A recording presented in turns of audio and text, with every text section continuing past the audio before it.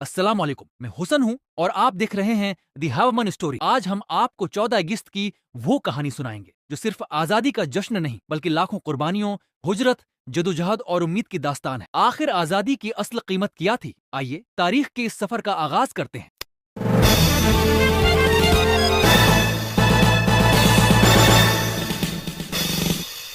14 अगस्त ये सिर्फ कैलेंडर पर लिखी हुई एक तारीख नहीं बल्कि लाखों ख्वाबों, कुर्बानियों और जदोजहद की दास्तान है। जब भी पाकिस्तान का सब्ज हिलाली परचम हुआ में लहराता है तो उसके पीछे इन लोगों की कुर्बानियां छुपी होती हैं जिन्होंने अपना सब कुछ इस वतन के लिए कुर्बान कर दिया।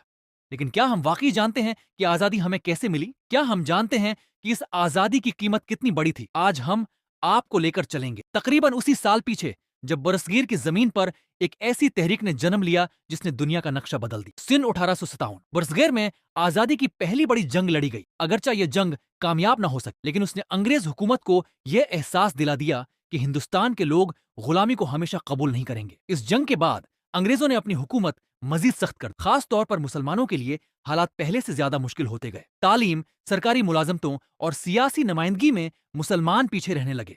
यही वो वक्त था जब मुसलमानों के अंदर अपनी शनाख्त और अपने मुस्तकबल के बारे में फिक्र बढ़ने लगी। वक्त गुजरता अनीस सोच में मुसलमानों ने एक नई सियासी जमात कायम की जिसका मकसद मुसलमानों के हुकूक का तहफ़्फ़ुज़। ये जमात बाद में